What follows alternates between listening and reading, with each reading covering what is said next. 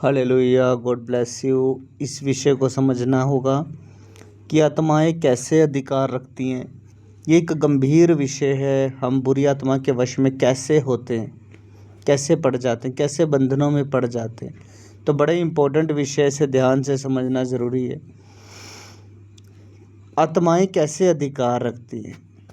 यूहन्ना 8:34 में लिखा है, यीशु ने उनको उत्तर दिया, मैं तुमसे सच कहता हूँ कि जो कोई पाप करता है वह पाप का दास हो जाता है ना। तो बुरी आत्माएं कैसे अधिकार रखते हैं। जब हम पवित्र जीवन जीते हैं तो हम पवित्र परमेश्वर की पवित्र आत्मा के वश में होते हैं, परंतु जब हम बुराई करते हैं तो बुरी आत्माओं के वश में हो जाते हैं। इसलिए कोई भी आत्मा बिना कारण हमारे शरीर और हमारी आत्मा पर अधिकार नहीं रख सकती है।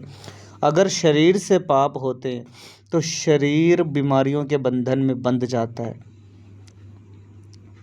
परंतु जब हमारे शब्दों के द्वारा पाप होते हैं, जब हमारी आत्मा के द्वारा पाप होते हैं, तो फिर हमारी आत्मा पाप के भयानक बंधन में, पीड़ा में पड़ जाती है।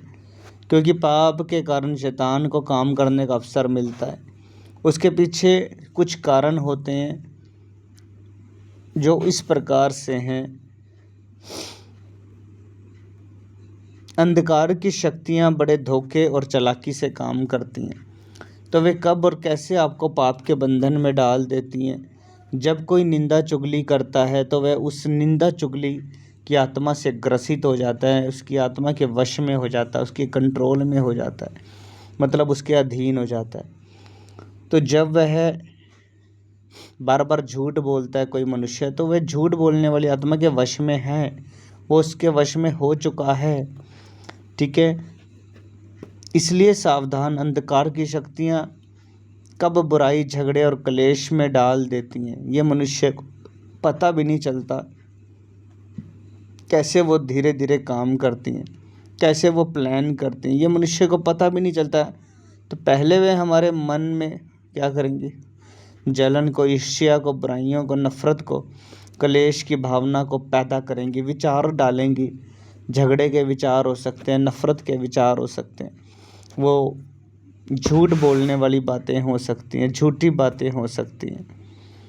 तो पहले वो हमारे अंदर ऐसी चीज़ें डालती हैं। तो जब हम उनके विचारों को पकड़ते हैं, बोलना शुरू करते हैं, तो हम शैतान की बात मानते हैं, हम अंधकार की शक्तियों के फिर हम अधीन हो जाते हैं। और बुरी बातें जब हम बोलने लगते हैं तो वे तुरंत हमारे शरीर पर, आत्मा पर कब्जा कर लेती हैं। वो फिर उसके अटैक होते हैं, फिर वह डिप्रेशन के अटैक होते हैं, चिंता, झूठ, निराशा होती है, और नींद आना, सुस्ती आना।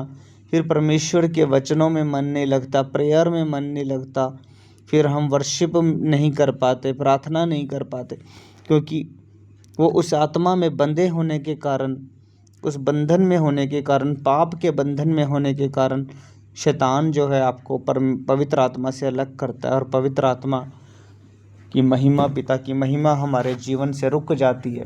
वो परमेश्वर को महिमा फिर हमारी लाइफ से नहीं मिलती जो मिलनी चाहिए।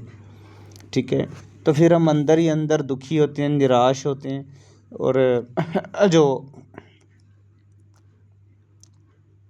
स्वर्गीय दर्शन है वो चले जाते हैं, और उल्टे सीधे सपने आते हैं, गंदे सपने हो सकते हैं, और फिर शैतानी अटैक होते हैं, क्योंकि शैतान के से दुख और निराशा ही मनुष्य को मिलता है। तो जब हम पाप के बंधन में होते हैं फिर हमें क्या करना है। तो भजन संहिता 51 के अनुसार फिर हमें प्रायश्चित करना है। लिखा है, परमेश्वर मेरे अंदर शुद्ध मन उत्पन्न कर और मेरे भीतर नई आत्मा को नए सिरे से उत्पन्न कर। तो हमें उस पाप के बंधन से आज़ाद होने के लिए सच्चे मन से प्रायश्चित करना होगा। हमें उस बुराई, जलन, नफरत, निंदा, चुगली को छोड़ना होगा। तभी हम अंधकार की दुनिया से पूरी तरह से आज़ाद हो सकते हैं, और दूसरा कोई रास्ता नहीं है।